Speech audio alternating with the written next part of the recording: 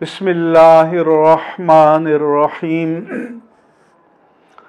آج میں حضرات علماء و مشائخ اہل سنت اور عوام اہل سنت سے مخاطب ہوں۔ اللہ تبارک و تعالی نے 20 سال کی جد و جہد کے بعد تحریک طالبان افغانستان کو فتح عطا فرمائی اور آج وہ افغانستان کے دارالحکومت کابل میں موجود ہیں۔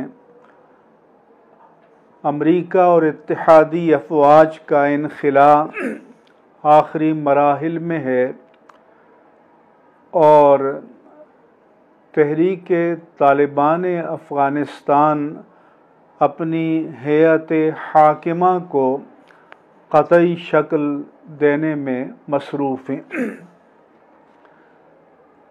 عزیزان گرامی، میں نے اپنی علمی اور فکری دیانت کے مطابق تحریک طالبان افغانستان کی حمایت میں چند کالم تحریر کیے اور الحمدللہ علی احسانہ تقریباً 99% اہل سنت و جماعت نے اس کی تحسین فرمائی، اسے وقت کے تقاضوں کے مطابق قرار دیا اور اس کی تائید و حمایت کی۔ چند افراد نے ہمارے علماء کرام میں سے اس سے اختلاف بھی فرمایا اور یہ ان کا حق ہے۔ یہاں میں یہ بات واضح کرنا چاہتا ہوں کہ داعش، القاعدہ اور تحریک طالبان پاکستان جسے TTP کہا جاتا ہے، یہ الگ حقیقتیں ہیں اور یہ پاکستان کی بھی دشمن ہیں، لہذا ان کے ساتھ اہل سنت و جماعت کا کبھی بھی کوئی تعلق نہیں رہا۔ لیکن تحریک طالبان افغانستان ان سے الگ ہے۔ ہمارے بہت سے لبرل حضرات نے یہ تبصرے کیے کہ تحریک طالبان افغانستان اور تحریک طالبان پاکستان ایک ہی حقیقت ہیں، ایک ہی چیز ہیں، ایک ہی سکے کے دو رخ ہیں، لہذا دونوں سے یکساں نفرت کرنی چاہیے۔ میری اہل سنت و جماعت سے چند گزارشات ہیں۔ نمبر 1 یہ کہ دیوبندی بریلوی کے عنوان سے تفریق اور شناخت یہ بر صغیر پاک و ہند تک محدود ہے اور یہاں تمام طبقات ایک دوسرے کو جانتے ہیں اور جو وجوہ اختلاف ہیں انہیں بھی اچھی طرح جانتے ہیں۔ لیکن جب ہم بر صغیر کی حدود سے باہر جائیں گے، شام میں جائیں گے، ترکی میں جائیں گے، ازبکستان میں جائیں گے، تاجکستان میں جائیں گے، تو وہاں جو بندہ سامنے آئے گا تو یہ نہیں پوچھیں گے کہ آپ دیوبندی ہو یا بریلوی ہو۔ یہ سب خطے وہ ہیں جہاں اہل سنہ والجماعہ حنفی لوگوں کی غالب اکثریت ہے۔ اسی طرح سے افغانستان بھی ہمیشہ سے سنی، حنفی ملک رہا ہے۔ ہمارے بر صغیر میں جو صوفیاء کرام تشریف لائے وہ بھی افغانستان کی طرف سے آئے، جو سلاطین و فاتحین آئے وہ بھی اسی طرف سے آئے۔ لہذا ہمیں وقت کے تقاضوں کو سمجھنا چاہیے اور جہاں ہمارے لیے امکانات اور مواقع پیدا ہوں ہمیں ان سے فائدہ اٹھانا چاہیے اور اپنے روابط قائم کرنے چاہیے۔ عزیزان گرامی، ہم آپ سب جانتے ہیں کہ جب سوویت یونین کے خلاف افغانستان میں جہاد ہو رہا تھا تو اس وقت شرق اوسط کے تمام ممالک، امریکہ اور اتحادی، یہ سب مجاہدین کی حمایت میں تھے، کیونکہ سوویت یونین متحدہ دشمن تھا جو اشتراکیت، اشتمالیت اور کمیونزم کا علم بردار تھا۔ لیکن پھر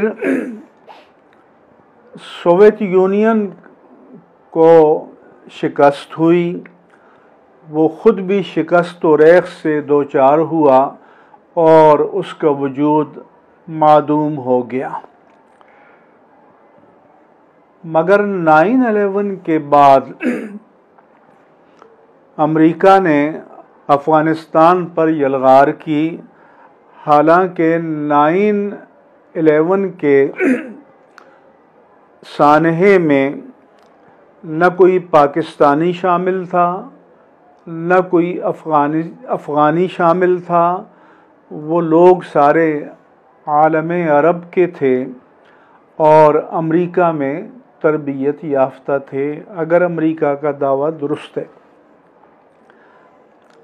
مگر پھر وہی امریکہ مجاہدین کا دشمن ہوا، 20 سال تک اس نے افغانستان میں مظالم ڈھائے، لاکھوں انسانوں کو اس نے ظالمانہ طور پر موت سے ہمکنار کیا۔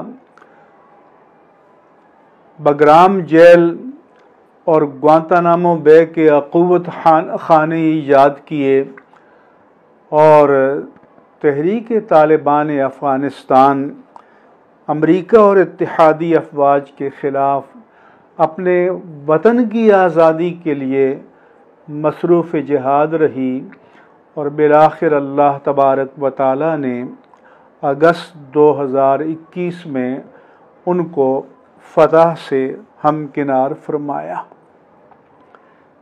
اس لیے ہمیں پورے ملکوں کو دین و مسلک سے خارج کرنے کا رویہ ترک کر دینا چاہیے اور ہمیں اپنے لیے مواقع اور امکانات کے دروازے کھلے رہنے چاہیے۔ ہمیں تحریکی سطح پر، علمی سطح پر اور مسلک کی سطح پر ان سے روابط قائم کرنے چاہیے۔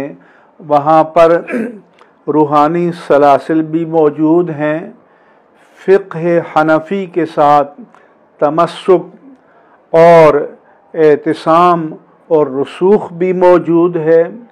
ہمارے اور ان کے درمیان مشترکہ اقدار بھی موجود ہیں، لہذا ہمیں ان حقائق کا ادراک کر کے علمی سطح پر اور دین و مسلک کے مفاد میں مثبت روابط قائم کرنے چاہیے۔ اللہ تبارک و تعالیٰ کا فرمان ہے، یا ایھا الذین آمنوا اجتنبوا کثیرا من الظن، اے مومنو بہت سے گمانوں سے بچا کرو۔ اور رسول اللہ صلی اللہ علیہ وآلہ وسلم نے فرمایا، ایاکم والظن فإن الظن اکذب الحدیث، بدگمانی سے بچو۔ بدگمانی بہت بڑا جھوٹ ہے۔